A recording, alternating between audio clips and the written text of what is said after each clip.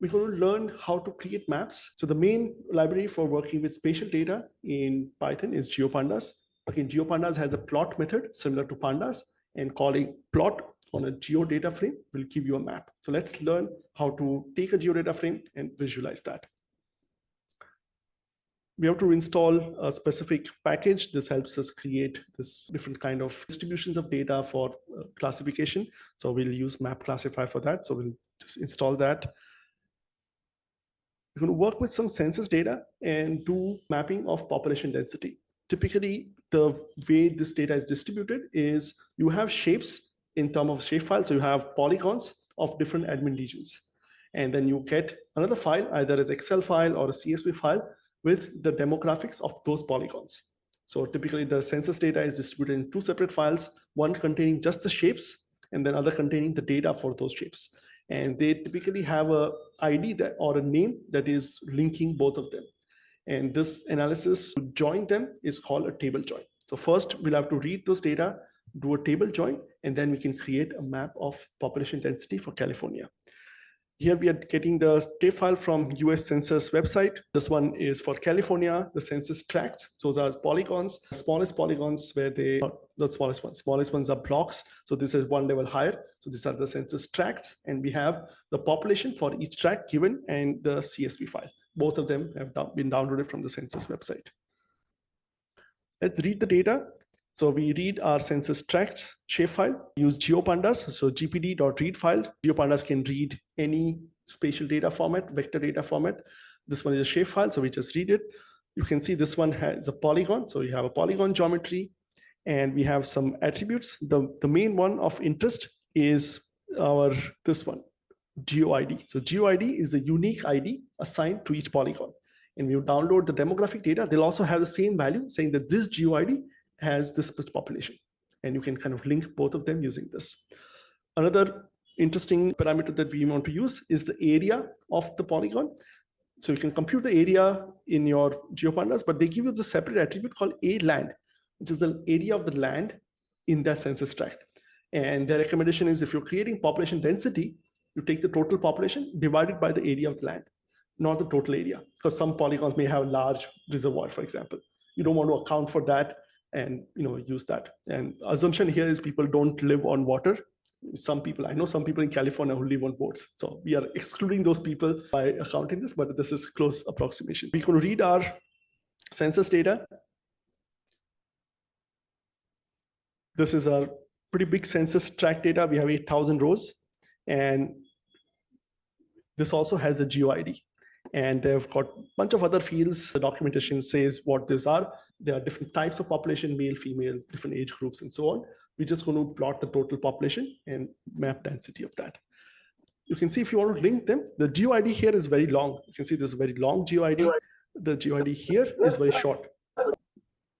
So we want to make sure if you're trying to join them with GeoID, this won't work. So we have the shorter version of this. This one is the longer version. You can see this is the end part is the same. So we want to pre-process it and say, let's turn this GeoID into the shorter version so we can link both of these data tables together. Here we are creating a new GeoID field saying, take the GeoID and give me only the last 11 characters. This is the syntax for string substring notation. So we say the last 11 characters and save it into the filtered GeoID. So now if I just look at that, the filtered one, we also select this column. This is the one that has the population. So we just rename it to population. This one we name it to GeoID. So now we have this population saying, this is GeoID, this is the name of the tract, and this is the population. We can now link it with our shapefile, which has the same GeoID, and it's got the polygons. So now if we link it, we'll be able to create a map of those. GeoPandas provides with a function called merge, which is the function to do table join, which says, give me one geodata frame, another pandas data frame. I want to link it based on a common ID. And here we made sure that GeoID has the same values and we can link it. So now we have our geodata frame where we took our original geodata frame, augmented it with the data from the table, and we have the name and the population. So now we have both the shapes and population, and we can use them to create a map. You might say, okay, let's just create a map and colorize them by population. One of the very important concepts in mapping is that you do not map absolute values. You do not create a map of population. You always normalize it by the area of the polygon. So you always create a map of population density. And the reason to do this is if you just plotted population, you will say the large tracts will always have more population, right? It's a larger polygon. So you'll have, map that doesn't make sense because larger areas will have more people, smaller regions will have less people. So before create a map with color, you should always normalize the data. So we have our data, we have the area. So we say divide population by the area of land for that tract, and now we get the population density. Create a new column called density, and we have population. A land from the documentation is square meters. So this will give us population per square meters. And population per square meter doesn't make sense. Right? If you want to create a map, how many people per square meter? So we want to convert it to maybe a appropriate unit. We multiply it by 1,000, which is population per square kilometer. And now we have our data frame where we have polygons and density in number of people per square kilometers. Yesterday I was in Mumbai and I traveled by one of the local trains in Mumbai, and I was thinking the only place where population per square meter would make sense would be in train in Mumbai. There were more than one person per square meter there, definitely. So, all right, we are ready to create our map. We have a geodata frame. We create a plot using the GeoPandas plotting function. Let's open up. Similar to Pandas, GeoPandas also provides a plotting function. This is a much higher level function that again uses matplotlib underneath. It'll do all the conversions and stuff for you. So you can just say, give me a plot column. By which column you want to plot? If you give a column name, it'll give you a choropleth map. Colorize the color of the polygon based on the values in those columns. What kind of plot? If you have a data table attached to your data frame. If you just want to create a simple bar chart or line chart from that, you can give a kind. If you do not give it, you'll get a map. By default is a map. If you say, I don't want to map, I want to create some visualization from the data table, you can give this one. Color map, you can give some color map, and we have lots of options for doing this. Again, at the end, you say any extra parameter you want to create, you can use any matplotlib parameter, and you can customize your look based on that. First, let's just plot it. So I have my geodata frame. I just want to plot it. So we create a figure, set a size, and we plot it. Map looks nice. Even now, if you read any geodata frame, you can just immediately call .plot, and you'll get a plot that looks like this. We can give some parameters. You can look at the documentation. There are two parameters that control the fill and the outline of each polygon. We can say face color. Let's give face color red, for example, and edge color white. Now we'll get fills with red and outlines with white.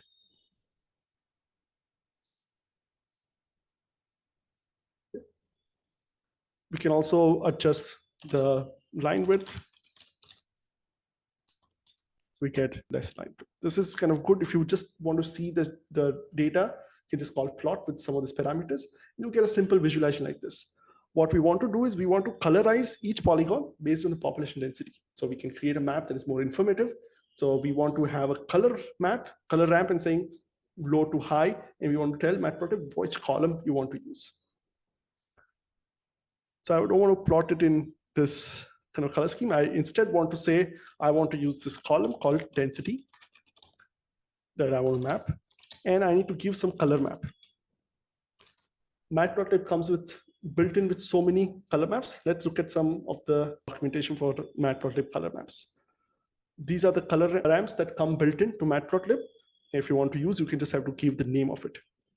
There are different kinds of color maps, sequential values. If you want low to high, you can use this. You have some diverging maps, again, low to high, different kind of variables. You want to do this, you can use this. And these are the name of those particular variables. Let's use this one, red, yellow, green for our map. So we just say color map, red, yellow, green.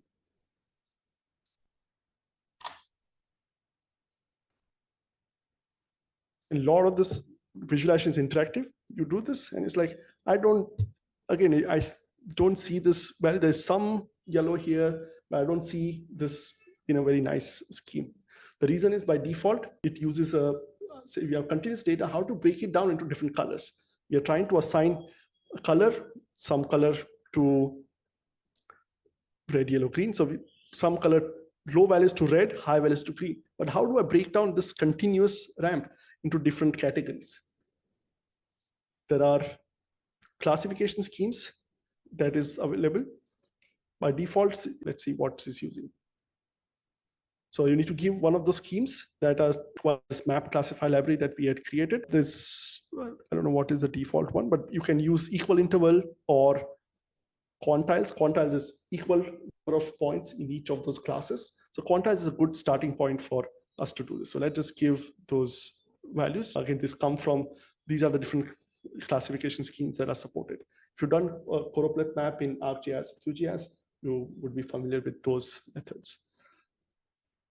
So we're going to come back to our plot and say we're going to use the scheme quantiles.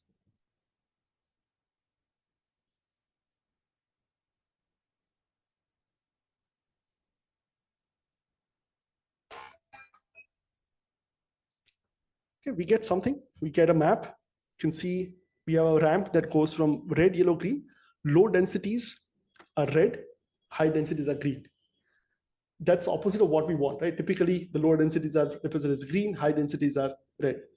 So I don't want this to be red, yellow, green. I want green, yellow, red ramp. You can take any of this matplotlib color ramp, underscore R. Underscore R will reverse the color. So there are built-in color schemes. If you want the opposite of that, just do underscore R and you'll get the reverse version of that. And now we get a map. Looks pretty nice. You have most of these regions in low density, Los Angeles, San Francisco in higher population density. And we get a decent choropleth map for population density. Again, I don't yet know what these colors mean. So I want to legend. In GeoPandas, we can create a legend. By default, you don't get a legend. So we can say legend equals to true, and we'll get some legend. So let's see our legend here.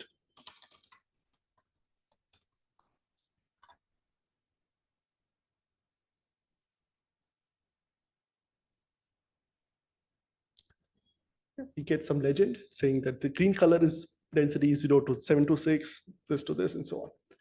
This is okay. I personally don't like this auto-generated classification scheme. They're not very readable. I don't really know what this 4922.07 mean. So typically, I like to create my own classification when I'm creating a map, just in a more recognized legends. So you can say population density 0 to 100, 100 to 1000, and so on. So you can give your own classification scheme. Let's do our own classification. Instead of using this quantiles scheme, I say I don't want to use this. I want my own classification. So I want this many bins, 0 to 1, 1 to 10, 10 to 25, and so on. And I can pass it on using classification keywords. Again, this is a list of parameters that will control the classification for GeoPandas. Right, much nicer map, right? I have defined my own classification scheme. My legend is much more readable. It's got breaks which are kind of known. If you take a map, you say, okay, these are the areas in red are more than 5,000 people per square kilometer. And that looks much nicer. So I was able to supply my own legend and the classification scheme. Now I'll customize this further. And this is where a lot of the matplotlib stuff becomes complicated. I want to customize my legend. I don't like it that it's here. I want to move it. How do I move it? In the past, I used to always go to GIS Tech Exchange, search how to move my matplotlib legend, and I'll get something. But this is a good time to use our assistant. Colab has this built-in Gemini for some time period. You can open ChatGPT and do this. Let's take this. So I'm going to enter my prompt here and say, this is my code. And I'll say, I want to move the legend position.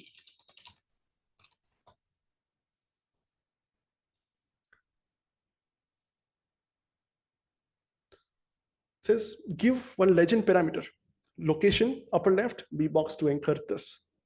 This will control where the legend goes, and you can give this legend parameter. That sounds like a good thing to do. Let's try this. And I'm going to add this legend keywords parameter here.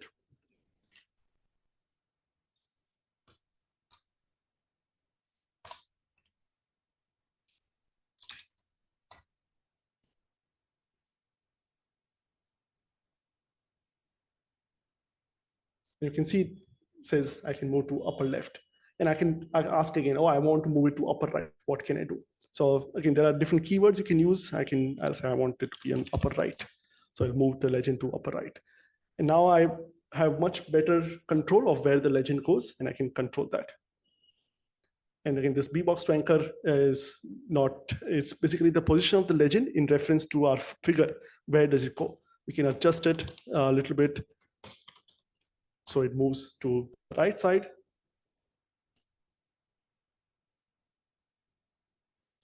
And now we have something that, it's a decent position. We also want to add a title on the legend. Again, we can keep asking our assistant, or we can search. There are many legend keywords which control exactly where your legend goes and what you can do with it.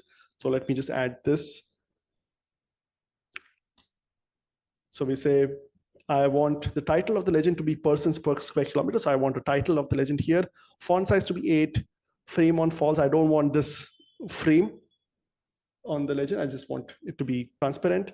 Format, instead of just being different size, I want everything to be width 5 and in this particular format. You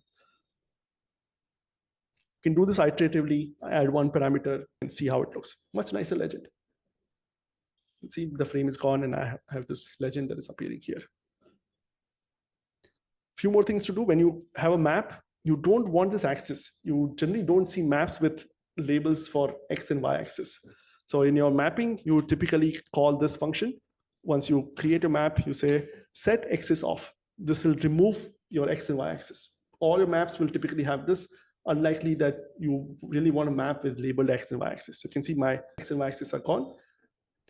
Another thing that when I first created this map, I didn't like that I had the last item 5,000 to 59959. Typically in a GIS software, you'll say this will be greater than 5,000. So again, I asked ChatGPT, I have a matplotlib legend. I want to turn the last entry to be greater than 5,000. And it told me that I can do it using this code. Get legend text of -1. This is last text set to greater than 5,000. So this is my customization that I want to do, that I don't want the range for the last one. It doesn't look nice. So the last bin is now greater than 5,000. And finally, I have a map that looks nice and I'm ready to use it. So I can say I want to set a title and save it.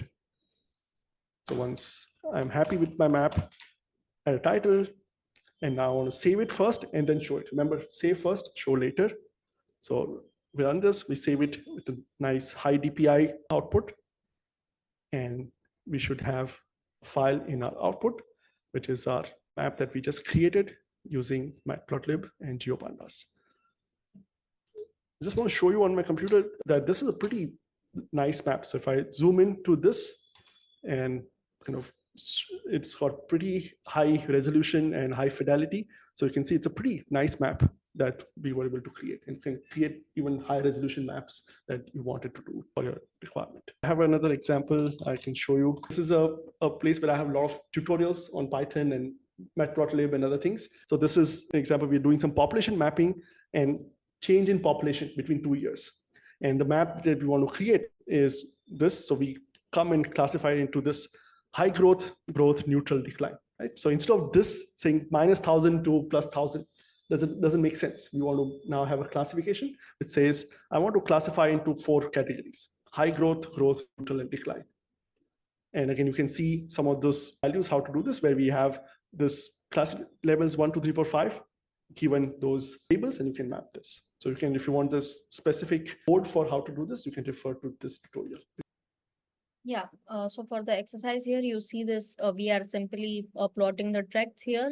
We are not giving any other parameter for plotting. We want this to be empty. So just try to make it no fill. And you will just have edges here. So you can define other parameters if you want to, but the face color should be none.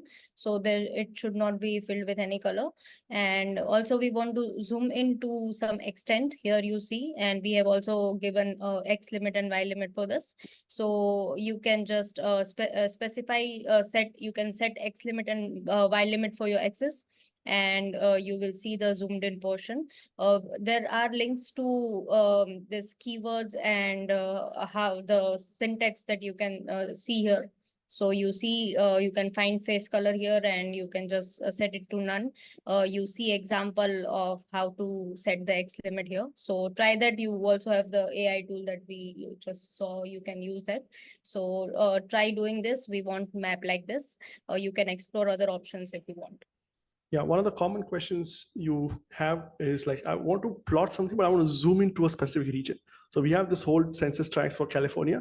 What if I want to zoom into only San Francisco and plot that?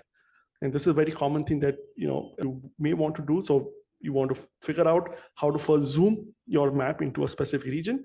We have given the function set xlim and set ylim are the functions to allow you to go to a specific extent. After that, we want to create a plot with just line color, no fills.